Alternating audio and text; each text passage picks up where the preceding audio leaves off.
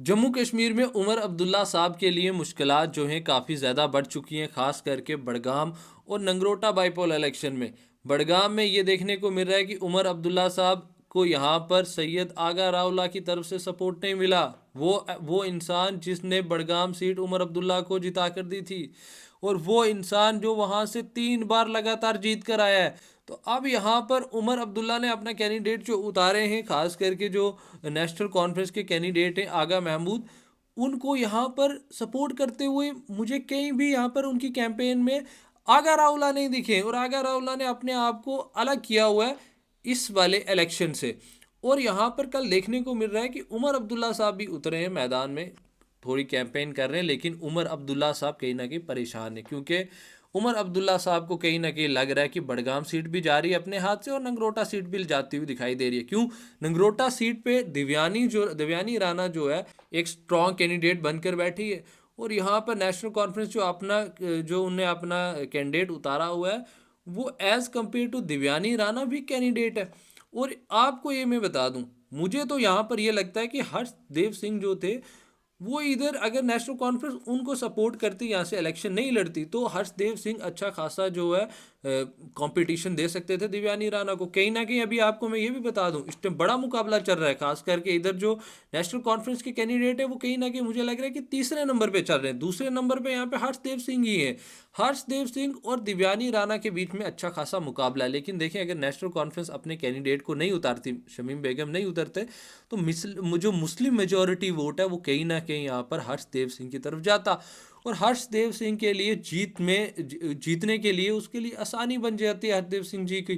तो यहाँ पे नेशनल कॉन्फ्रेंस ने अपना कैंडिडेट उतारा हुआ है, दूसरी तरफ आम आदमी पार्टी के कैंडिडेट भी हैं, लेकिन यहाँ पर आपको बता दूं दिव्यानी राणा जो है स्ट्रॉन्ग कैंडिडेट है, और दिव्यानी राणा के जीतने के चांसेस यहाँ से लग सकते हैं। अभी तो 11 नवंबर को वोटिंग होनी है, उसके बाद 14 को रिजल्ट आएगा, तो एक ये सारी चीज़ें जो सवालात हैं सारे क्लियर हो जाएंगे। नंगरोटा सीट पे ये वाला मसला जो उमर अब्दुल्ला के लिए बना हुआ है कि वो वाली सीट जो है, नंगरोटा सीट जो है उनको जीतनी मुश्किल हो रही है कहीं ना कहीं, क्योंकि उमर अब्दुल्ला जब लास्ट टाइम यहाँ पर अपने कैंडिडेट की कैंपेन करने के लिए आए, तो बहुत सारी चीज़ें जो हैं उमर अब्दुल्ला साहब ने अपनी वाज़ह तौर पे क्लियर देखी, और कहीं ना कहीं उमर अब्दुल्ला साहब परेशान तो दिख रहे थे, चाहे वो नंगरोटा सीट पे देखा जाए। अब अगर बड़गाम सीट पे भी देखें, आगा रावला सपोर्ट नहीं कर रहे, आगा महमूद जो हैं वो लगे हुए हैं, लेकिन आगा महमूद हुए या उमर अब्दुल्ला साहब हुए, कहीं ना कहीं उनके लिए परेशानियां जो हैं बढ़ चुकी हैं। कल उमर अब्दुल्ला साहब आगा महमूद की कैंपेन करने के लिए बड़गाम पहुंचे हुए थे, कैंपेन तो की है, स्टेटमेंट्स भी आई हैं, लेकिन यहाँ पर उमर अब्दुल्ला साहब के सामने परेशानियाँ बन चुकी हुई हैं।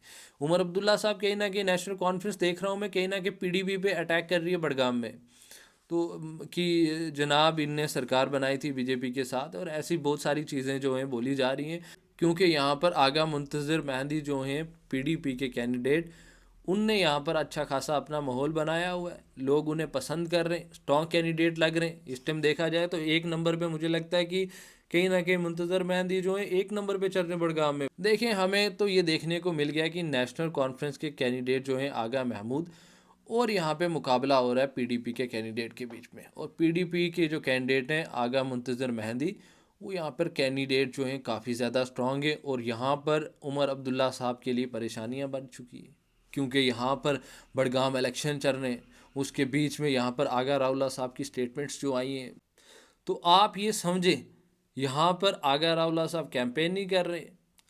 अल्टीमेटली देखा जाए तो पूरा 1 साल गुजर गया, उमर अब्दुल्ला की हुकूमत ने अभी तक लोगों को, जम्मू कश्मीर के लोग जो एक्सपेक्टेशंस इनसे रख रहे थे, उस पे यहाँ पर उमर अब्दुल्ला की सरकार खरी नहीं उतरी है। और उसमें उमर अब्दुल्ला साहब की वो स्टेटमेंट जिसमें वो कहते हैं कि यहाँ पर बिजली के हवाले से कहते हैं कि स्मार्ट मीटर लगाओ, उनके वालिद साहब की इसमें स्टेटमेंट आती है कि स्मार्ट मीटर को लेकर, बिजली को लेकर, जहाँ पर ये बात कर रहे थे 200 यूनिट फ्री इलेक्ट्रिसिटी की, वहाँ पर इनकी स्टेटमेंट्स जो आई हैं, चाहे मेरे रिश्तेदार लगाते हैं जी, वो बिजली का बिल पे करते हैं, वो स्मार्ट मीटर लगा रहे हैं, आप भी लगाएं, चाहे यहाँ पर जम्मू कश्मीर के लोगों को पिछले 1 साल में क्या राहत मिली है। लोग सवाल पूछ रहे हैं, 1 साल से जम्मू कश्मीर में उमर अब्दुल्ला की हुकूमत है, और उमर अब्दुल्ला की हुकूमत स्टेटहुड मांगने में लगी हुई है, और जो लोगों की जो मुश्किलात हैं वो दूर नहीं हो पा रही हैं, चाहे उनने जो मैनिफेस्टोज़ में जो प्रॉमिसेस किए थे उनको अवॉइड कर रहे हैं। और अब उमर अब्दुल्ला साहब, आपको बता दूं, 1 साल में उमर अब्दुल्ला साहब को बड़गाम और नंगरोटा के लोग जवाब देने वाले कि वो कितने खुश हैं उमर अब्दुल्ला साहब से। ये सारे सवाल जो हैं, ये सारे जवाब जो हैं, जब यहाँ पर नवंबर 11 को यहाँ पर वोटिंग होगी और उसके बाद जब रिज़ल्ट आएगा नवंबर 14 को काउंटिंग होगी, तब सारी चीज़ें वाज़िया तौर पे क्लियर हो जाएंगी। उमर अब्दुल्ला के लिए इस टाइम परेशानियाँ बहुत ज़्यादा बढ़ चुकी हैं, क्योंकि उमर अब्दुल्ला अपने प्रोमिस पे नहीं उतर पाए हैं। उमर अब्दुल्ला साहब ने बोला कि 1 लाख गवर्नमेंट नौकरियां हम देंगे। आपको वाज़ह तौर पे वो वीडियो सोशल मीडिया पे वायरल है। वो ये बोला था कि कुछ दिनों के बाद, हमारी हुकूमत बनते कुछ दिनों के बाद हम 1 लाख नौकरियां देंगे। कुछ दिन कहाँ, यहाँ पे सालों गुजर गए, 1 साल गुजर गया। वो लोग जो हैं वो पूछ रहे हैं वो 1 लाख नौकरियां कहाँ हैं। तो ऐसी बहुत सारी चीज़ें, चाहे वो 12 गैस सिलेंडर हों, चाहे वो जो जम्मू कश्मीर के यूथ के लिए कुछ करना हो। जम्मू कश्मीर के आवाम परेशान है, 1 साल में डेली वेजर्स देखें। ये सारी चीज़ें हैं जो हैं 1 साल में उमर अब्दुल्ला साहब की हुकूमत कहीं ना कहीं, आप देखें, वो लोगों की एक्सपेक्टेशंस थी उस पर खड़ी नहीं उतर पाई हैं। और ये सारी चीज़ें जो हैं बड़गाम और नंगरोटा की आवाम जो है इस टाइम सोच रही है, और ये सारी चीज़ें सोच कर उनको वोट करना है। अब आप देखें वो क्या करें। यहाँ पर देखने को ये मिल रहा है कि देखिए, बड़गाम के लोग जो हैं, बड़गाम के लोग सोच रहे हैं कि अगर हम, यहाँ पर बोला जा रहा है कि आप हमारे कैंडिडेट को दो, तो देखो हमारी सरकार है जम्मू कश्मीर में, नंगरोटा में बोला जा रहा है सब जगह हमारी सरकार है, आपके बेहतर काम हम कर सकते हैं। आप एक दूसरी यहाँ पर ऐसे के कैंडिडेट को जिता कर क्या फ़ायदा जो जिसकी हुकूमत ही नहीं है जम्मू कश्मीर में, वो आपके लिए क्या कर पाएगा। हम कर पाएंगे, हमारे कैंडिडेट को जिताएं नेशनल कॉन्फ्रेंस के को, तो ये सब कुछ कर लेंगे। यहाँ पे ये सारी चीज़ें बोली जा रही हैं, पर देखना है जम्मू कश्मीर के लोग क्या चूज़ करते हैं। क्या बड़गाम सीट पर यहाँ पर कौन से ऐसी कैंडिडेट को जो है जिताया जाएगा।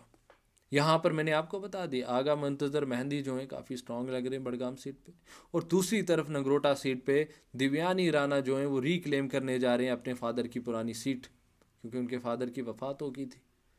उनके फादर की जब डेथ होगी तो वो सीट खाली पड़ी थी, 1 साल से वो कर रही थी काम अपना। और अब जो है बाईपोल इलेक्शन हो रहे हैं, 11 तारीख को वोटिंग होनी है। उससे पहले यहाँ पे दिव्यानी राणा जो है वो अपनी कैंपेन में लगे हुए हैं, और नेशनल कॉन्फ्रेंस के कैंडिडेट भी हैं। लेकिन हर्षदेव सिंह भी वहाँ पे मैदान में उतरे हुए हैं, मैं उनकी वीडियोस देखता हूँ।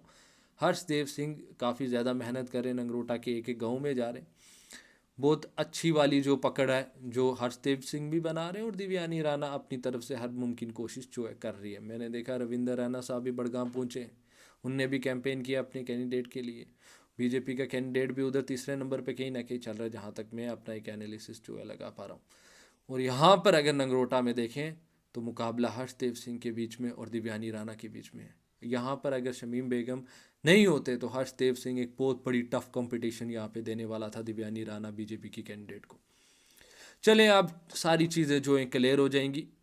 वोटिंग को कुछ दिन बच गए, जो इनकी कैंपेन थी वो भी अब ख़त्म होने वाली है। अब आप तमाम लोग जो नंगरोटा के हैं, जब बड़गाम के हैं, आप किसको वोट देना चाहते हैं आपकी मर्ज़ी है, आपका जमहूरी हक है। लेकिन बाहर निकलें, वोट तो ज़रूर करना 11 तारीख को, और अपने जो भी पसंदीदा कैंडिडेट हैं उसको वोट दें और जिताएं, और अपने इलाके में तरक्की करें, और एक ईमानदार और एक अच्छे नेता को जिताने की कोशिश किया करें। क्योंकि वही जो लोग हैं जो ईमानदार हैं होते हैं, जो लोगों का दर्द और दुख समझते हैं, वही इलाके की तरक्की करते हैं। बाकी आप तमाम लोगों की इस पे क्या राय है, कौन जीतेगा कौन हारेगा, अपनी जो भी राय है वो ज़रूर कमेंट बॉक्स में रखा करें, और बताना कि जम्मू कश्मीर की आवाम कितनी खुश है उमर अब्दुल्ला की सरकार से। 1 साल गुजर गया है, क्या जम्मू कश्मीर के लोग उमर अब्दुल्ला से खुश हैं, उसके बारे में भी आप ज़रूर कमेंट करना और ज़रूर बताना। बाकी आप तमाम लोगों का बहुत बहुत शुक्रिया मेरे से जुड़ने के लिए, और मेरा यूट्यूब चैनल जो है आप देखते रहें। बाकी आप तमाम लोगों का बहुत बहुत शुक्रिया।